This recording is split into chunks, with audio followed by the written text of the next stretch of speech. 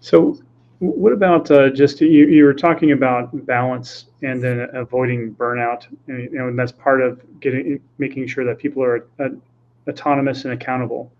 So, what is you? I mean, I know that you've established this for yourself, but for your the people in your employee, are they practicing some of these same habits?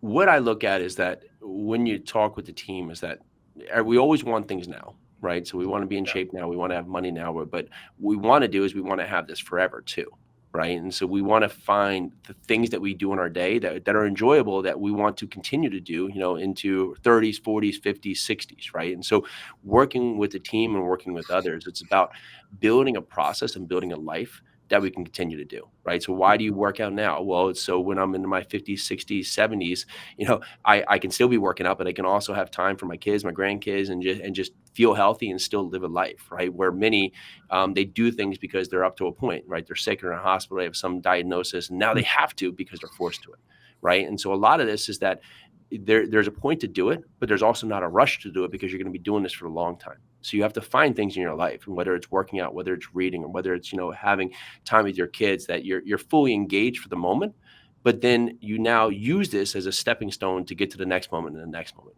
Where we use these New Year's resolutions thing to go out there to try to do something in the immediate, but it doesn't stick because we haven't built into the foundation of what that's going to present, right? So I can't. There's such a disconnect to where I am to where I want to be, that I don't have the foundation for it to sustain. And so with the team, it's constantly working with them. Is that you know I want them to make as much money as they can. Like that's the big Mhm. focus, right? I don't want my team here to be struggling and to be lacking, because that's not what this whole thing was built on. So we're constantly looking to empower them and then empower the people we work to go out there and make the best life they can, right? Because why are you here doing all this if it's not for something that's going to make you better as a person, both for yourself and for the others around you? It also requires building a level of trust, right, Oh, between you and absolutely. all the folks. That, yeah. Absolutely. When you think about trust, is that you know there's many times where you work with employees, and part of empowering them is that they feel a level of trust, because you're not just saying, hey, do this, hey, do this, hey, do this, where they don't really know why they're doing it, right? But they also don't feel like you trust them, because you're not allowing them to actually do the role they've been brought into. So what happens when they, inevitably someone screws up? I mean, it Yeah. happens. Really, how do you handle those types of situations? I just human nature, right? Yeah. We're all sinners. We're all making mistakes, right? We're all doing things, right? So that happens, right?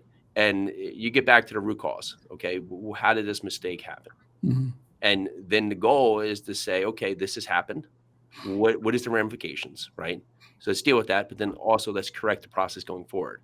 And many times, when I think in my past, I would have just, would have been like, whoa, you did this. But usually it's that point of a lot of the things that happen, it starts from the top, right? There's some practice or some principle where it happened because I didn't create something from an organizational standpoint, or just a team standpoint, for this to be handled accordingly. So it was not handled accordingly.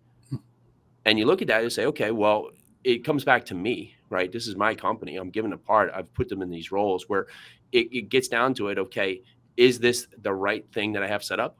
How does it need to be changed? How does it need to correct it? Right? What needs to be changed with just employee manual, or just company, just overall company operations. And when you look at that, it's not so much of a blame. It's saying, okay, this has happened, right? Let's course correct. And then the part would be, if it happens repeatedly, then we have to say, okay, is it the wrong person in the wrong seat? Right. And then we make that adjustment.